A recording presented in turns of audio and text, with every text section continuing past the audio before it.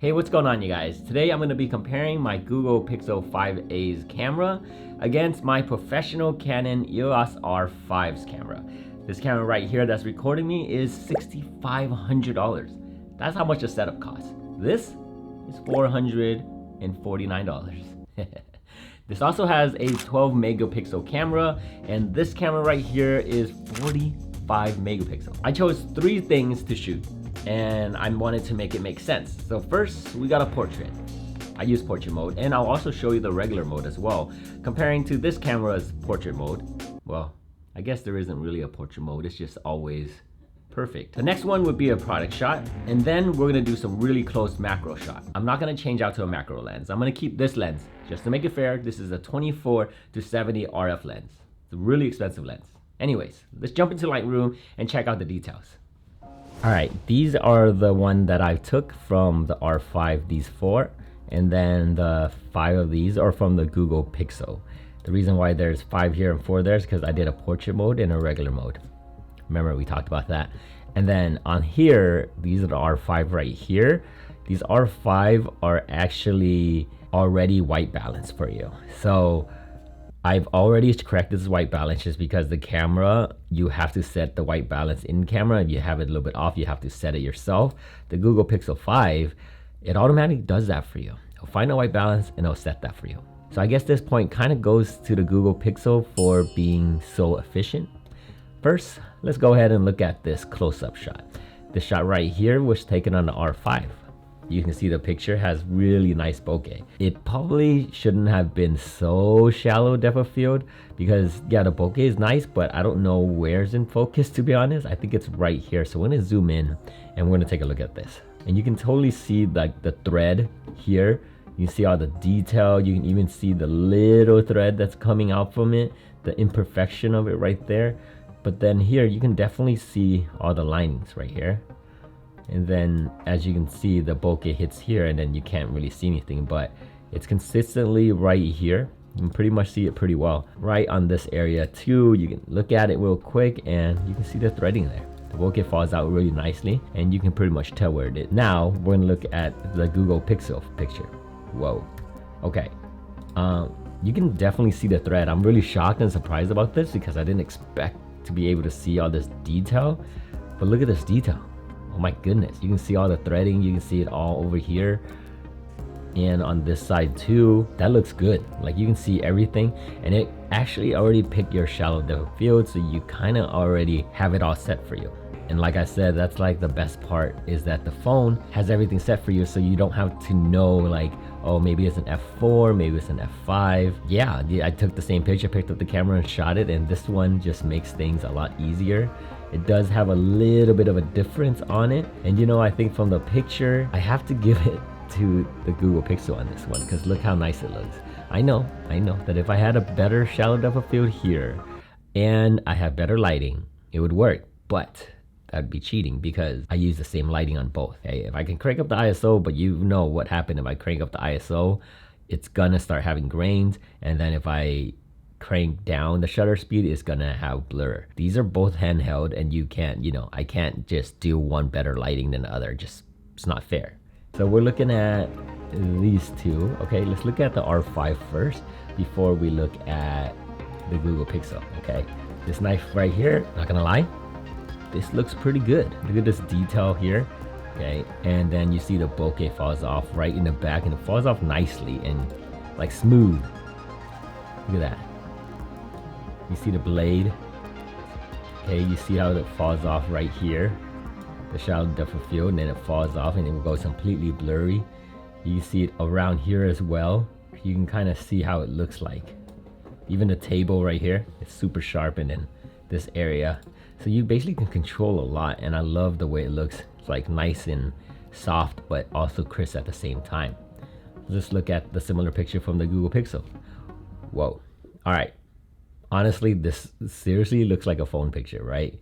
It just looks like everything just bright. And then I don't know where the sharpness is, but it looks like this whole entire bottom piece is sharp. And then it fell off around up here. But to be honest, it's sharp here, right? You can see everything, but it looks like a phone picture. You can totally tell there's nothing special about it. You can see the detail, and that's correct. but like compared to this picture, oh yeah, you can like post this picture on Instagram and it'll look great. We have them side by side, and as you can tell, this one is a little bit closer, but still you can see that this one has nice bokeh and this literally looks like a phone picture. I'm gonna give this one to the Canon for sure, the R5, because this, it's like I said, it's automatically done for you, and you can see by this frame per second here, and like the ISO is super low, but I don't know why it looks so bad. Either way, R5 wins this one without a doubt. Let's look at another one of those product shots, but let's go a little bit further back. Maybe it might change. First of all, we look at the R5. Still looks amazing. Still has great lighting. Still looks great. Super nice. The handle, the grip, everything is just nice and smooth.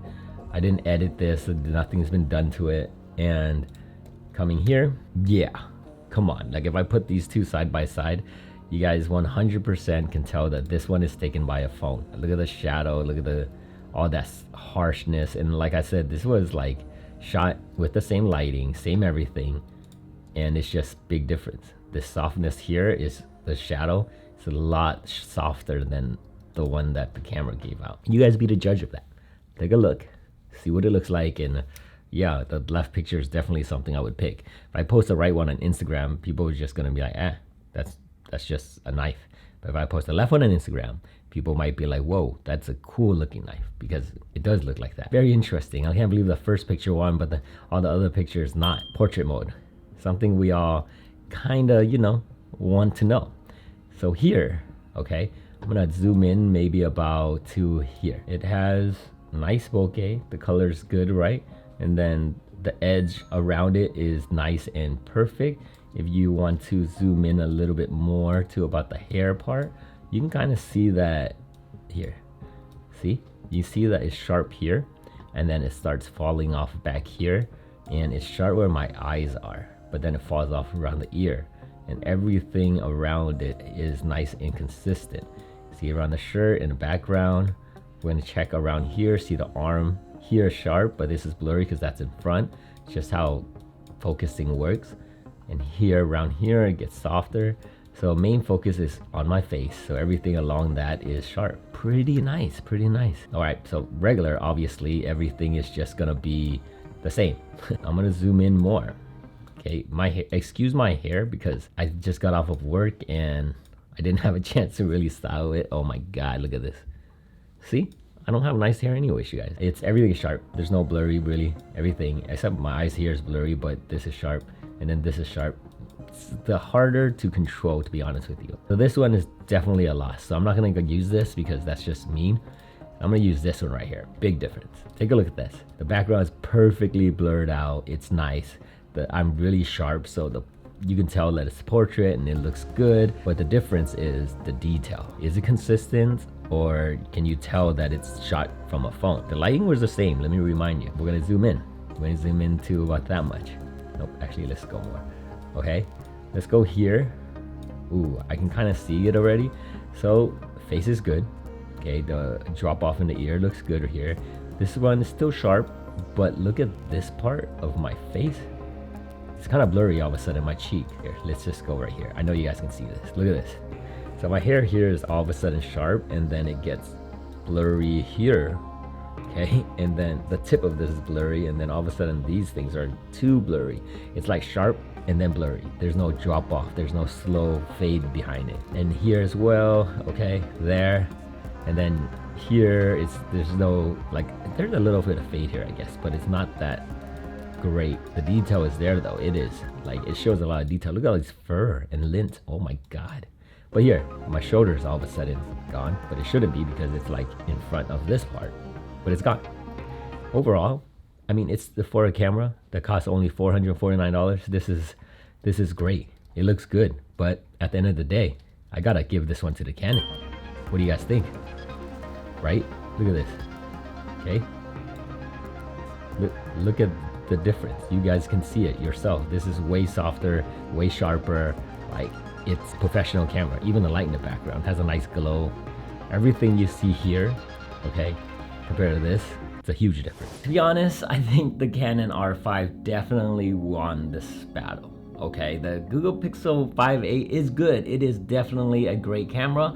You just can't beat the way a professional camera looks. But let me explain something, okay? This camera again is $3,500 for just the body, and the lens is $2,200.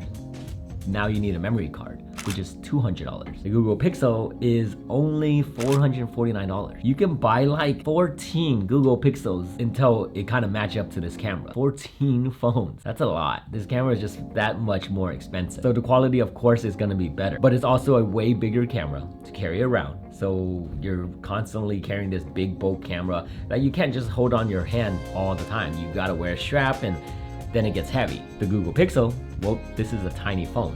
Look how small this is. So all you have to do is just put this in your pocket and you're done. That's it. You put this in pocket whenever you want, just slide up to take a photo and you're good to go. Makes things so easy. So which camera is better? For camera wise, the R5, because that's all it's meant to do. For portability and accessibility and just being able to get to your phone all the time, get to your camera anytime, this phone's better. But overall, let me know what you guys think in the comment below. If you found this video helpful, make sure you hit that like button. Make sure you subscribe because I'm gonna be making more content like this. If you did like this video just for the joy of it, just for finding out what this looks like, make sure you hit that like button as well. So my name's Andy. If you guys have any questions or any ideas, leave it in the comment below. Other than that, I'll catch you guys in the next video. Later.